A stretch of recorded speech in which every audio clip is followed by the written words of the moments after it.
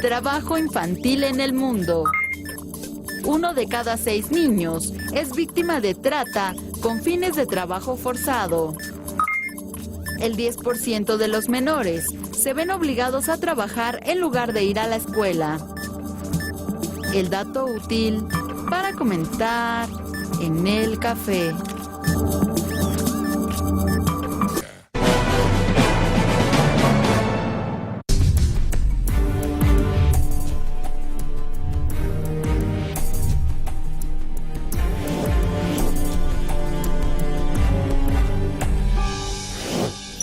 Por más de una hora se registró un enfrentamiento entre fuerzas de seguridad y presuntos delincuentes en Culiacán, Sinaloa.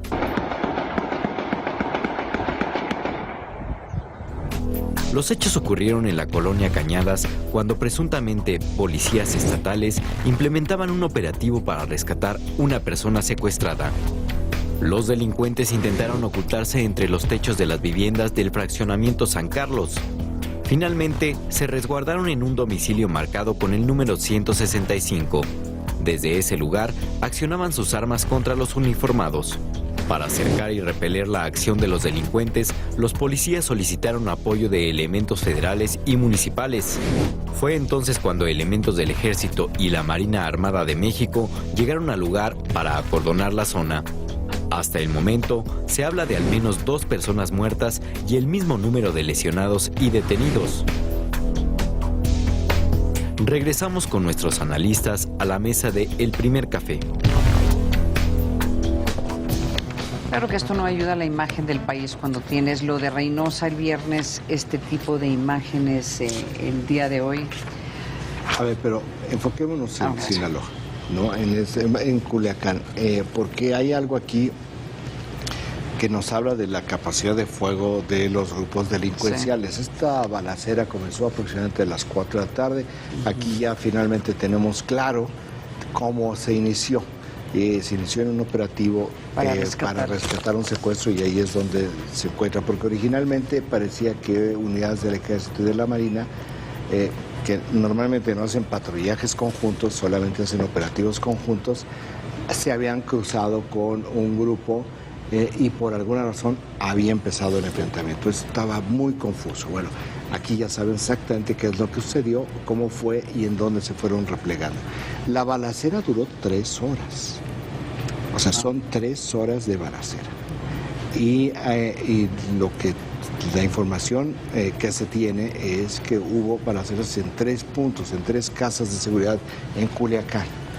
Entonces, si es policía municipal y pide el respaldo de la policía estatal, y además hay unidades federales como Policía Federal y cuando menos el Ejército, no sabemos en este momento con precisión si también la Marina, pero el Ejército sí, y aún así este grupo delincuencial logra primero abrir el enfrentamiento, el campo, digamos, el teatro de operaciones bélico a 3 puntos, y luego estar enfrentando a todas estas autoridades durante 3 horas, sí te habla de una capacidad de fuego muy grande.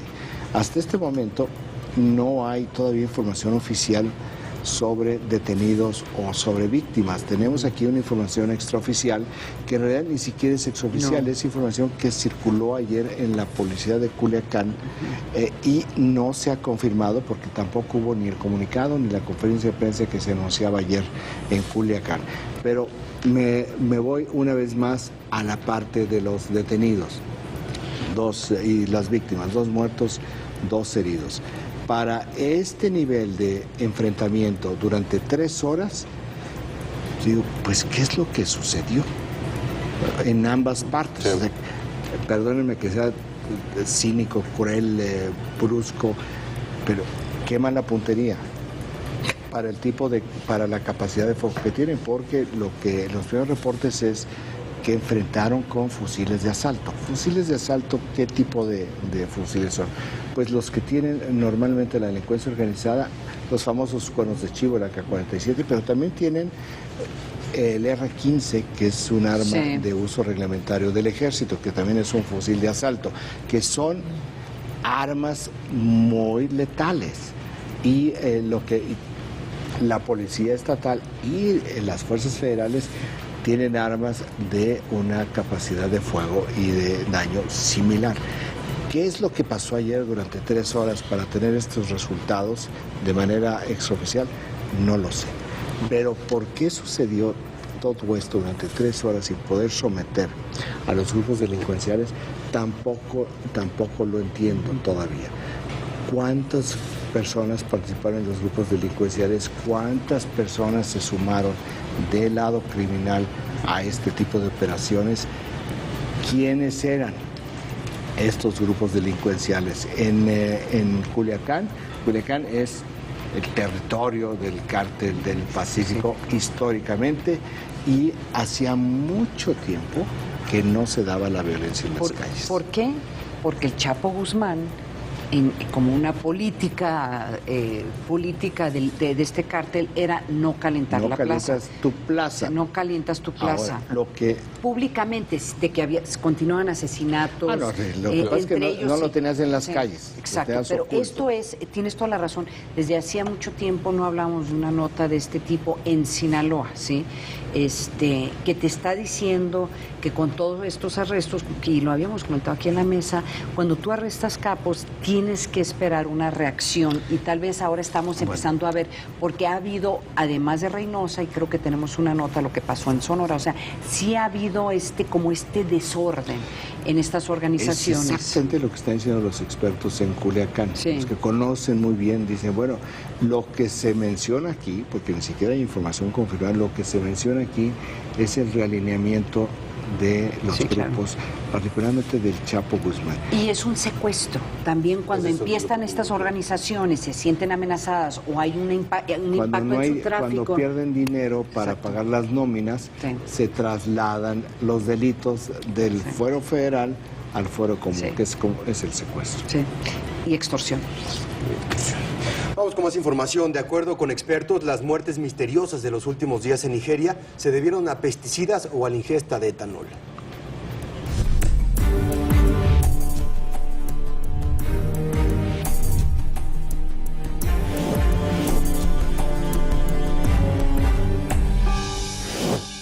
La Organización Mundial de la Salud descubrió que la probable causa de la misteriosa enfermedad que ha matado de forma súbita a 18 personas en el suroeste de Nigeria es el envenenamiento por pesticida.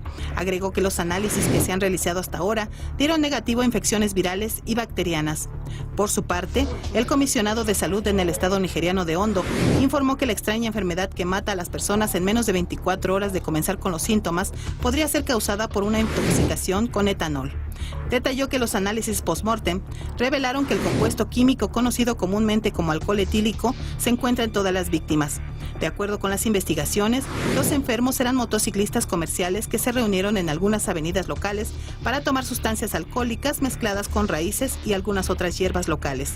El comisionado de salud estatal destacó que desde el viernes pasado no ha habido ningún informe sobre nuevos casos, con lo que hasta ahora solo 23 personas han sido afectadas por este mal, de las cuales 18 murieron entre el 13 y 15 de abril.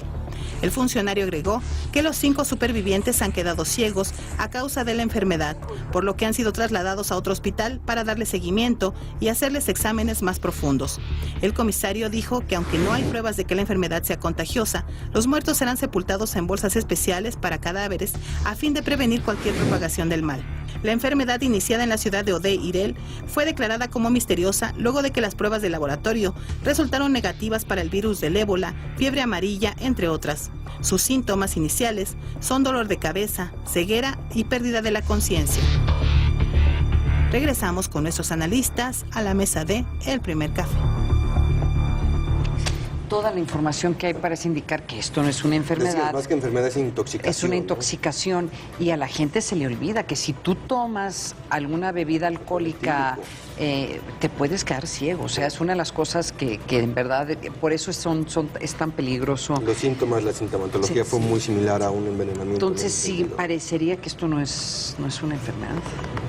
Afortunadamente, y lo digo también de una forma muy cínica, porque en esa parte del mundo, cuando ves a tantas personas muriendo de repente con síntomas raras, y además de que no sabes por qué, pues sí es para ponerse con sistemas nervioso. de salud precarios y demás. ¿Qué cosas nos pasan que decimos qué bueno que nada más es esto. Que estaba yo leyendo, porque acaba de salir el dato de la economía, del crecimiento económico en Rusia, que cayó 2%. Claro. 2%, ¿eh? Sí. Y digo, caramba, qué bueno que aquí vamos a crecer.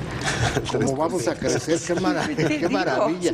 Pero que el peso está donde está también teniendo el rublo. En la reunión en Washington de esta semana, México se considera como pues una de las esperanzas de las joyas de la economía mundial. La joya de las economías, por lo menos de Latinoamérica. Entonces, pues sí, en el país de los ciegos, el tuerto es rey, ¿no? Y en más información internacional, Irán acusó de espía a un periodista del periódico Washington Post. El gobierno de Irán acusó al periodista Jason Rezaian del periódico The Washington Post de espionaje y otros 3 delitos graves. El corresponsal presuntamente recopiló información interna y sobre la política exterior iraní para proveerla a individuos rivales, así como de colaborar con gobiernos hostiles y hacer propaganda. La lista de cargos fue entregada al periódico norteamericano por la abogada del corresponsal, quien detalló que las acusaciones derivan de su trabajo en una historia periodística en el país. El Tribunal Revolucionario que se encarga del caso no ha divulgado aún oficialmente los cargos presentados contra el periodista, quien se encuentra desde el pasado julio en la prisión de Evin, famosa por ser el lugar de encarcelamiento de presos políticos. El Departamento de Estado norteamericano dijo no tener constancia oficial de que las autoridades iraníes hayan presentado cargos contra el periodista. No obstante, la portavoz en funciones del Departamento de Estado, Mary Harf, dijo que si las informaciones son ciertas, esas acusaciones son absurdas y el reportero debería ser liberado inmediatamente. En tanto, el director del Washington Post, Martin Baron, aseguró que los cargos contra el periodista son absurdos e insultantes y pidió que se retiren todas las acusaciones. Además, aseguró que los cargos son inventados por el sistema judicial iraní, ya que los consideró propaganda y no justicia.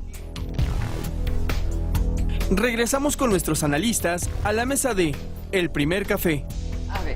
A ver, Raimundo, tú cuando ibas a países hostiles o donde había hostilidades, seguramente cuando tú hacías tus reportajes, pues te reunías con ambos bandos, hacías preguntas que podían ser agresivas en contra del gobierno en turno, tenías que hablar con personas tal vez en una forma pues no necesariamente abierta, porque hay personas que, o sea, todo lo que hace un reportero en una situación como en un país de Irán, pues, yo creo que podrás cuestionar lo que hacen, pero acusarlos de ser espías. Hay que ver ciertos detalles. Sí. O sea, yo parto del principio de que esto es una sandez muy típica del gobierno de Irán, de ciertos gobiernos en momentos de negocio política. Sí. No, hay que decirlo, porque porque están negociando con Estados Unidos en este momento. Yo pues no recuerdo casos más recientes sobre este tipo de casos, donde agarran a un periodista por espías. Normalmente son a periodistas norteamericanos o periodistas que trabajan para medios norteamericanos. Bueno, Al Jazeera creo que tienen a alguien detenido en la situación. Pero en por Egipto. espionaje. No, creo que ahora, sí es cierto que tú tienes como principio básico, pues tienes que buscar hablar con la mayoría de las personas posibles. Aquí me parece que si él hizo esto, habló con algunos sectores que están fuera de la legalidad y que lo pescaron. Sí. ¿No? Me parecería, digamos, visto desde un punto de vista absolutamente parcial de procedimientos de trabajo, algo debe haber sucedido, pero también un descuido. Tú sabes que en esos países estás permanentemente vigilado. Claro. O sea, no hay manera, estás totalmente vigilado. En algunas ocasiones te hacen sentir que te están viendo. Yo me acuerdo una vez en Guatemala, salí del hotel y cuando regresé había una sábana amarrada desde la puerta hasta la ventana. ¿Qué es lo que quiere decir? Ya sabemos que estás aquí, así que ándate con cuidado. Y no importa que sean persas como Irán o democracias o dictaduras, los gobiernos, cuando los gobiernos cerrados, autoritarios, tienen este tipo de tendencias y es donde los medios tienen que cuidarse y por eso tienen que enviar gente con mucha experiencia para evitar caer en errores. No sabemos si este es el caso. Se requiere más información porque tampoco el Washington Post está revelando todo. Sí, a ver de qué forma Estados Unidos mete esto dentro de la negociación nuclear con Irán. Nos vamos, Ana María. Okay, muchísimas gracias, Raimundo. Muchísimas gracias. Mañana lo esperamos aquí a las 7 en punto en el primer café. Gracias, que tenga un excelente día.